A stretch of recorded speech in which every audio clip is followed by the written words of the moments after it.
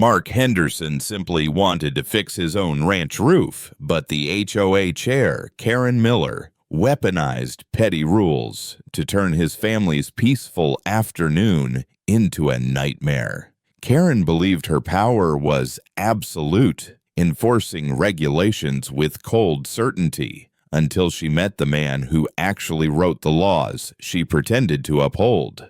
When Mark revealed his role as state compliance director, everything changed in an instant. But just wait until you hear how this shocking twist unfolded and why justice ultimately won the day.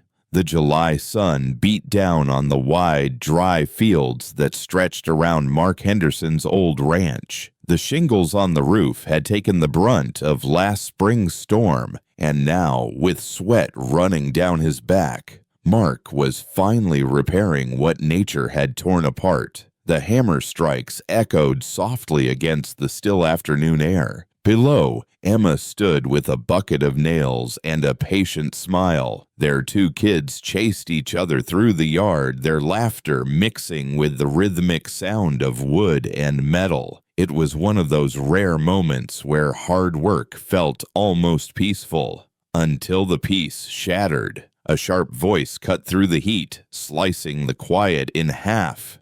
"You can't do that here. HOA rules." Mark turned, squinting against the sunlight. Karen Miller, the head of the local homeowners association, stood rigid at the end of the driveway. Her phone was already in her hand, her expression a mix of authority and outrage. Before he could climb down, he heard her say into the receiver, "Yes, I need officers here immediately." Time seemed to pause for a heartbeat. Mark glanced at Emma. Her hand instinctively reached for the children. The creak of the ladder beneath his boots suddenly felt louder than the hammering had minutes before. 10 minutes later, the sound of approaching sirens rolled over the quiet land. Two patrol cars turned onto the gravel road and stopped by the gate. The flashing lights reflected off the dusty windows of the ranch house, painting the old wood in shades of red and blue. Mark stood on the roof, tools still in his hand as the reality sank in.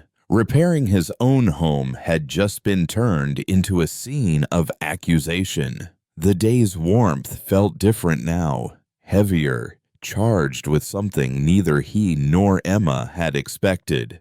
Karen stepped forward with a calculated confidence, her voice loud and sharp as she addressed the arriving officers.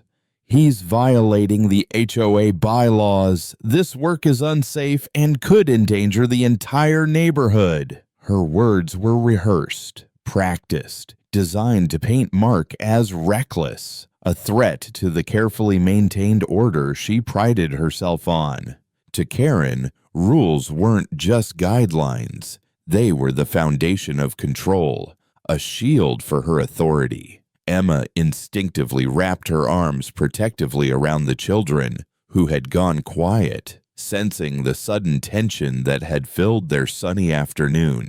The officers, clipboard in hand, began asking for permits, inspections, approvals.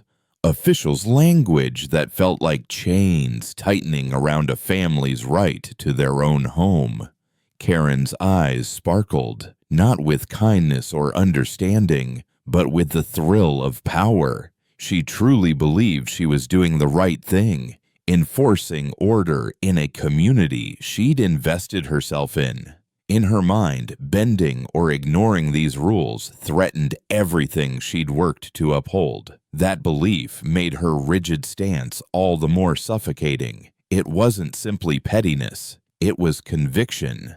And that conviction was the invisible force pressing down on Mark and Emma, turning their simple act of fixing their roof into a battle for dignity. Just as one of the officers reached for his notebook, preparing to issue a warning, Mark climbed down the ladder with deliberate calm. Every step was measured, silent, but beneath that quiet was a rising storm. Reaching into his pocket, Mark pulled out a worn leather badge. The metal caught the sunlight, as he held it up steadily for everyone to see. Mark Henderson, State Compliance Director. A pause hung in the air, heavy and electric. Then he added, voice firm and unyielding, I write the laws your HOA pretends to enforce. The yard fell utterly silent. The officers froze, caught off guard, and unsure how to respond. Karen's confident posture crumbled. Her face went pale, the color draining as shock and disbelief replaced her earlier certainty. For a moment, the invisible weight of authority shifted, no longer in Karen's favor but in Mark's hands. The balance of power, once tipped toward petty enforcement, had snapped back with quiet but undeniable force. A week later, Mark took his seat in the front row of the HOA meeting room, the atmosphere thick with anticipation. The board members shuffled nervously as he pulled out a folder filled with documented violations, illegal fines imposed without cause, overlooked safety hazards, clear examples of overreach beyond their authority. Calm and steady, Mark began to read aloud, each point landing like a hammer on the fragile image the board had built. You called the law to my house, he said quietly, locking eyes with Karen. Now the law lives here. The room erupted in murmurs, then applause from neighbors who had long felt stifled by the board's strict grip. Karen's shoulders sagged, defeat settling over her as she quietly handed in her resignation. Outside, the ranch roof shimmered under the afternoon sun, fully repaired and untouched by unnecessary restrictions. Beneath it, Mark's family breathed easier, finally free from the weight of false authority. Justice wasn't just served, it was home.